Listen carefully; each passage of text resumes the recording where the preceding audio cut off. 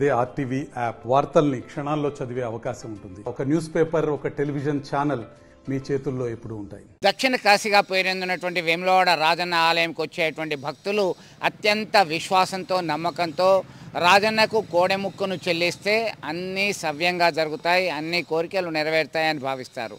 అలాంటి రాజన్న ఆలయంలోని కోడెమొక్కులకు చెల్లించుకునే భక్తులు ఆందోళనకు గురవుతున్నారు. కోడలు మృత్యువాత పడుతున్నాయి. గత పక్షం రోజుల నుంచి వరుసగా ప్రతిరోజు 5, 6, 10 ఇట్లా మృతి చెందుతున్నాయి. దీనిపైన హిందూ సంఘాల నేతలంతా ఆందోళనకు సిద్ధపడ్డారు, ఆందోళన చేశారు. దీంతో ఒక్కసారిగా రాష్ట్ర ఎండోమెంట్ కమిషనరే రాజన్న ఆలయాన్ని దర్శించుకొని దాని మీద క్లారిటీ ఇచ్చే ప్రయత్నం చేశారు. ఖచ్చితంగా హై లెవెల్ కమిటీ వేస్తున్నాము, ఏం జరిగింది, వైరస్తో మృతి చెందాయా, సఫోకేషన్తో మృతి చెందాయా అనే కోణంలో విచారణ జరుపుతున్నాం. ఇక ముందు ఇలా జరగకుండా చర్యలు తీసుకుంటాం. రైతులకు సైతం ఈ అదనంగా ఉన్నటువంటి గోవులను పంపిణీ చేయడానికి సిద్ధంగా ఉన్నామని చెప్పేసి స్పష్టం చేశారు. ఈ క్రమంలో జిల్లా కలెక్టర్ సైతం ఈ గోశాలని సందర్శించారు.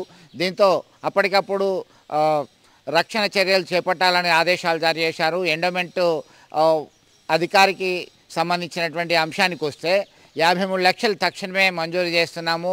గోశాల సురక్షితమైనటువంటి ప్రాంతంలో సఫోకేషన్ లేని విధంగా నిర్మిస్తాము. ఇక్కడ ఏం జరిగింది, ఏ లోటుపాట్లు జరిగాయి, భక్తుల విశ్వాసాలు దెబ్బతిన్నప్పుడు దాన్ని చూస్తూ ఊరుకోమని చెప్పి ఆయన క్లారిటీ ఇచ్చే ప్రయత్నం చేశారు. దీనిపైన మంత్రి శ్రీధర్ బాబు సైతం తనదైన స్టైల్లో స్పందించారు. ఖచ్చితంగా ఎవరు బాధ్యులైనా వారి మీద చర్యలు తీసుకోవడానికి వెనుకాడము, ఖచ్చితంగా భక్తుల మనోభావాలని కాపాడుతాము, గోవులను రక్షిస్తామనేటువంటి హామీ ఇవ్వడం జరిగింది. మొత్తం మీద గత పక్షం రోజుల నుంచి వేములవాడ గోశాలకు సంబంధించినటువంటి గోశాలలో గోవులు మృతి చెందడము, వారు ఎవరు చూడకుండా రహస్యంగా దాన్ని పాతిపెట్టే ప్రయత్నం చేశారు. ఇది కాస్త బయటకు వచ్చింది. బయటకు వచ్చినటువంటి నేపథ్యంలోనే ఇది వివాదాస్పదంగా అంశంగా మారింది, మరొకసారి కలకలం రేపింది. ఇప్పటికే ఒక వెటర్నరీ డాక్టర్ని పూర్తి స్థాయిలో నియమించుకుంటాం, గోవులు పంపిణీ చేసే వాటికి కౌ స్లాటరింగ్ దానికి పంపకుండా జియో ట్యాగింగ్ ఏర్పాటు చేసి జియో ట్యాగింగ్ ఇస్తామని చెప్పేసి అధికారులు స్పష్టత ఇచ్చారు. ఇప్పటికైనా ఈ గోశాలలో ఉన్నటువంటి గోవులను రక్షించాల్సినటువంటి బాధ్యత ప్రతి ఒక్కరి మీద ఉంది అనడంలో సందేహం లేదు. కొంత దురదృష్టకర సంఘటన, కొన్ని గోవులు కోడి దూడలు చనిపోవడం అన్ని పేపర్లో మనం చూసాం. ప్రింట్, ఎలక్ట్రానిక్ మీడియా, సోషల్ మీడియాలో అన్నింటిలో బాగా వచ్చింది. అన్ని స్థాయిల్లో దీని మీద విచారం వ్యక్తం చేయడం జరిగింది. ఇటువంటి సంఘటనలు జరగకుండా ఏం చేయాలనే దాని మీద వెంటనే ప్రభుత్వం ఉత్తర్వులు తీసుకొని ఇమ్మీడియట్గా ఒక హై లెవెల్ కమిటీని ఏర్పాటు చేసి వారు వచ్చి సందర్శించారు.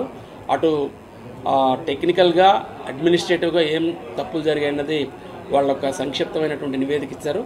అది కూడా ఆ నివేదిక తీసుకొని రావడం జరిగింది. ఒకసారి దాన్ని కూడా పరిశీలించి బాధ్యులు ఎవరన్నా ఉంటే ప్రత్యేకంగా ఇది ఇంటెన్షన్తో జరిగిందా, తప్పిదం వల్ల జరిగిందా, యాక్సిడెంటల్గా జరిగిందా, ఏదైనా వైరస్ వల్ల జరిగిందా, ఇవన్నీ కూడా వాళ్ళు ఇచ్చిన నివేదికను మరోసారి పరిశీలించి జిల్లా కలెక్టర్ గారు దీన్ని చాలా జాగ్రత్తగా మానిటర్ చేసి డిస్ట్రిబ్యూషన్ ఆఫ్ దూడలను కూడా వెంటనే చేయమని ప్రభుత్వం ఆదేశించినందువల్ల ఆల్రెడీ నిన్నే స్టార్ట్ చేసినట్టు చూసాం.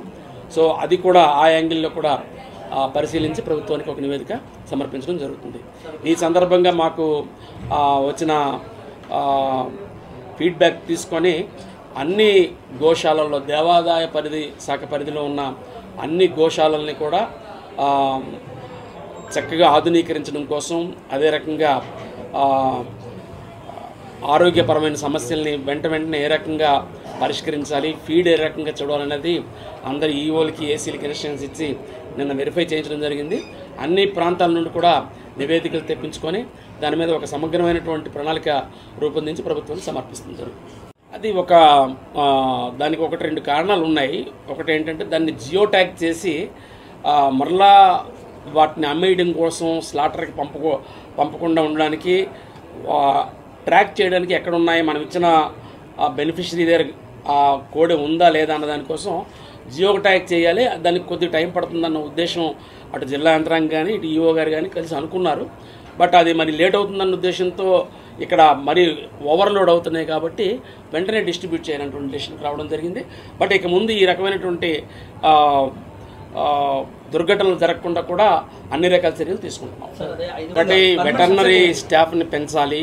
అవసరమైతే మా దగ్గర నుండి టెంపుల్ నుండి జీతాలు ఇచ్చి కొంతమంది గోపాల మిత్రుల్ని వీళ్ళని తీసుకోవడానికి, ఒక వెటర్నరీ అసిస్టెంట్ సర్జన్ని కూడా డెప్యుటేషన్ మీద పెర్మనెంట్గా తీసుకోవడానికి ఒక ప్లాన్ చేస్తున్నాం.